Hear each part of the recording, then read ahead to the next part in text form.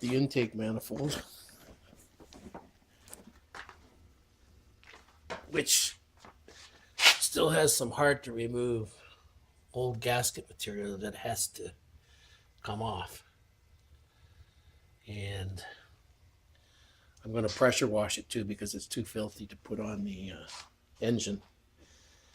The engine has the water pump on and the exhaust manifolds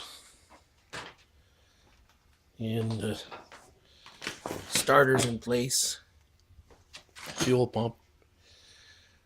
So it's fairly ready, but it does need this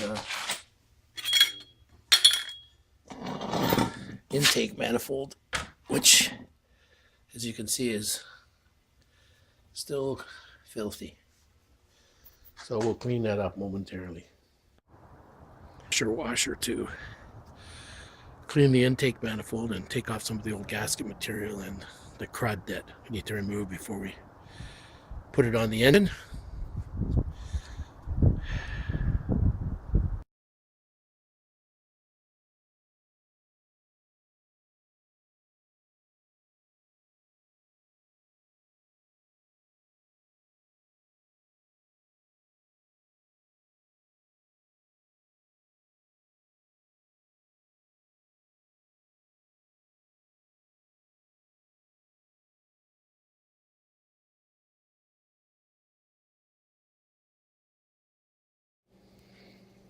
There was an issue with the distributor.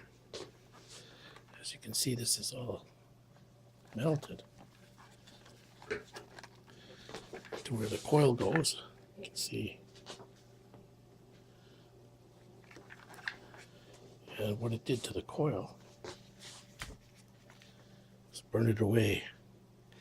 I think I can probably just fix that with epoxy or something. But what should have happened is this piece here was missing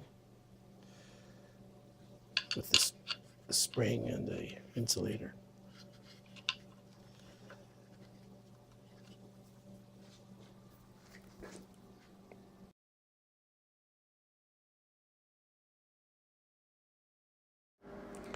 Remote starter button for the engine to turn it over using these pieces.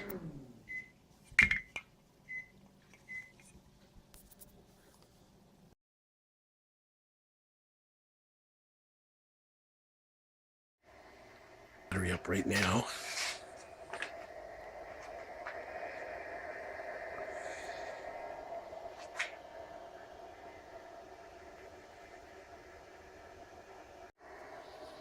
In order to start the engine remotely without a key in the ignition, since it's not in any car, I decided to make this remote starter button out of a Model T or Model A replacement horn, a bathroom toilet roll holder, some various screws and connectors and things that we have here, and some spare wire from another project and some alligator clips.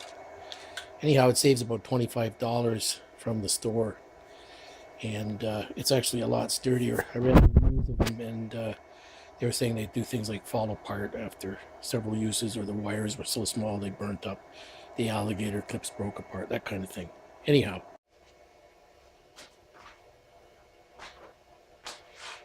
okay, so basically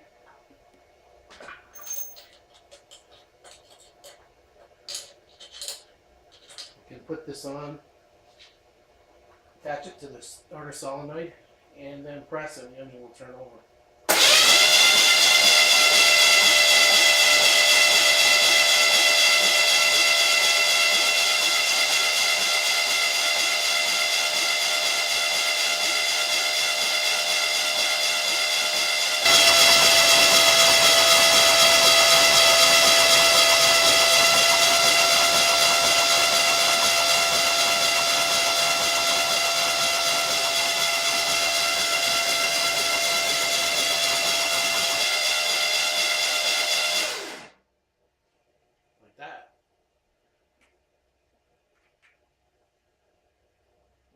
not getting oil for some reason, which I'd have to check out what's happening.